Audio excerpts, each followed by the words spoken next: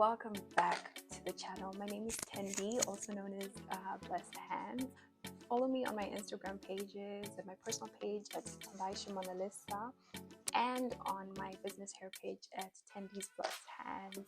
Links are in the description bar below. So anyways, have you subscribed?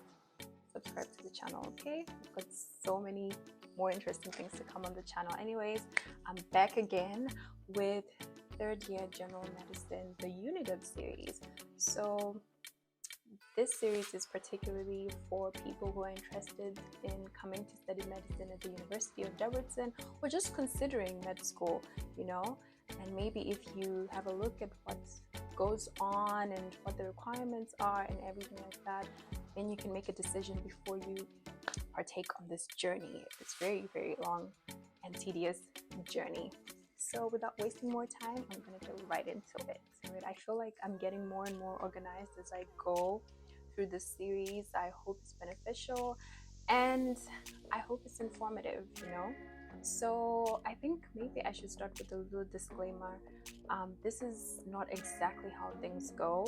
I think for the most part it's how things were in my time and just the general outlook. A lot of things changed during the semester, your SATs, your requirements, different things change, so just beware of that, okay? So I can imagine if your third year you've crossed to the promised land, you know, you've had a successful first and second year, so congratulations. I remember how excited I was when I got into third year, because this is when I got my first stethoscope. Like, it was so exciting, you know. And I think this is when we started to actually do like clinical stuff. We went to, you know, to see the patients, we went to the wards and things like that. So I was, we were so excited about it. We always had a little stethoscope all the time. It was so adorable, you know, considering how little we were doing, but we were so over the moon. We were like, oh, finally, we're in med school now. So yeah, congratulations. And this is what you have to do. I think we're close to the end of the semester, so you know, it's crunch time right now. So hopefully there'll be something that's helpful. And for the second years, this is what you'll be looking forward to next year. So the courses that you have in third year, first semester, you know, you have the smaller courses. I'll start with the smaller courses, like for example, you know, oncology, medical anthropology. Personally, it was one of my faves. You have basic surgical techniques, clinical biochem 1, we're getting bigger there. Internal, we're getting bigger there. Immunology, and of course the Hungarian. So third year is the last year that you do the Hungarian course. And I remember it became harder and harder. Like, Hungarian became harder. I think for me it was one of those courses that I used to kind of breeze through. I used to memorize, you know, my word quiz on my way to class on the tram, you know, and everything like that. I'll just cram everything and it stuck. But then the words get more complicated, the diseases get more complicated, and I'm like, Hungarian is making me sweat, you know. So yeah. And then in the second semester, you're going to have, you know, your internal final, your patho final, your micro final. You're also going to have medical sociology, you're going to have medical psychology, and what else? Yeah, the basic surgical techniques final and the internal final. So now I'm going to get into the details for each course, right? So starting with oncology. Personally, it wasn't my fave. You know, like, it was a drag, but I think it was interesting. So you're supposed to go to the lectures, you're supposed to attend the lectures, and then at the end of the course, at the end of the semester, there's like a written test that you have to pass. And I think if you don't pass it, then they'll announce another date where you can retake the exam. And then there's medical anthropology. I think it was one of the most thought-provoking courses that I had. Like, the professor who did the courses with us was really good, and you're supposed to do a presentation, and then there's a written test at the end of the semester as well. That was very interesting. Like, it questioned my beliefs, my spirituality, you know. some very interesting stuff, I must say. So medical anthropology was interesting for me. I hope you guys enjoy it as well. And then, of course, Hungarian, you do the word quizzes during the semester, and then you're going to have like the written exam at the end of the semester and like an oral part. So pretty much you're used to this by now. Basic surgical techniques. So I remember this was another exciting course for me, because when I started med school, actually, I thought that I wanted to do surgery. Yeah, things changed along the way, so keep an open mind, okay? I thought I wanted to do surgery, so basic surgical techniques, I was so excited about it, and I'm very crafty, I'm really good with my hands, so the sewing, doing all these things was interesting. I think it's a pretty easy course in my opinion, and yeah, there's a written test as well. You just have to memorize. They have the BST booklet. That's literally all the information that you need. Do some past papers, you're good to go. For the basic surgical techniques course, the prerequisites are anatomy, anatomy 2, so anatomy 1 and anatomy 2, anatomy, histology and embryology, and physio 1. So if by any chance, let's say you're in second year and there's some courses that you didn't pass, let's say maybe it was biochemistry, but you passed your anatomy 2, you passed your physio 1 in the first semester, you can still take basic surgical techniques.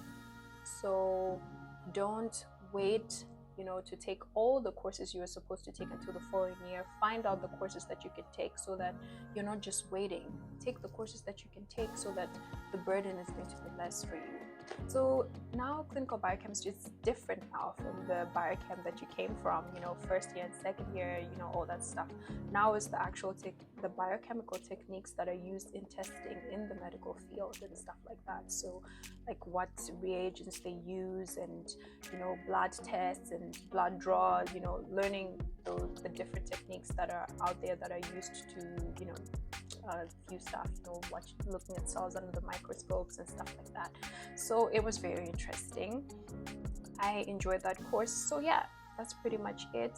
You're going to have some SCTs, and then those SCTs are going to be averaged at the end of the semester, and then you'll be offered a grade, the end of semester grade, and then if you accept it, then that's your grade for the semester. If you don't accept it, then you have to take an oral exam during the exam period. This has a written part, an entrance written part, and then an oral part. The usual. Immunology. So immunology is one of those tricky courses in third year first semester, because their rules and regulations are a little bit different. I found this course quite challenging at the time, because that B cell maturation, whoa. So with this particular course, I think there are 3 SATs during the semester, but you're supposed to get at least 70% in the first semester, in the first SAT, for you to be eligible to take the second, third SAT. But for the second and third SAT, you're supposed to get at least 50% and above for them to offer you a grade at the end of the semester for the 3 SATs altogether.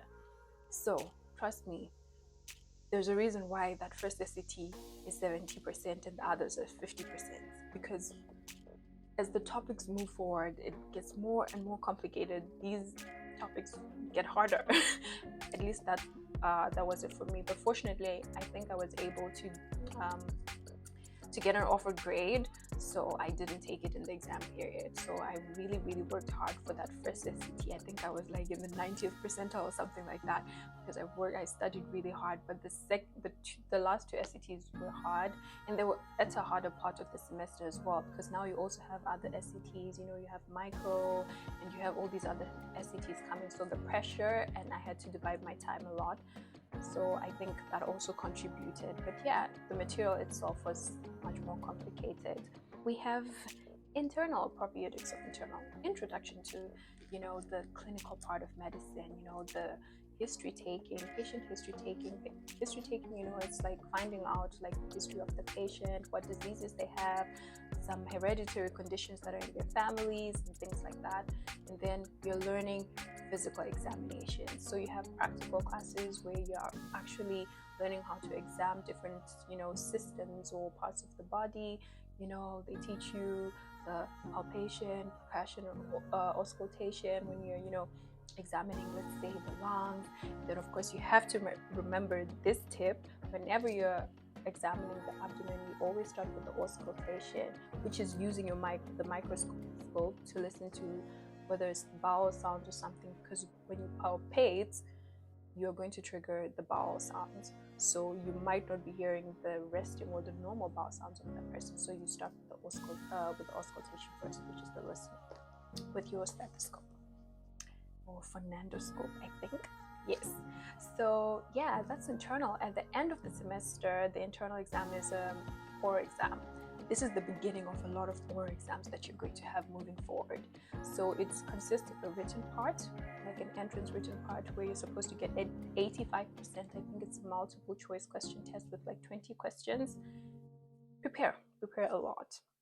You know, I think my advice is that, like, practice as much as you can, you know, those questions, the past papers. I don't think they change too much, but even if they do, like, it's that same information. And then make sure that you pass that.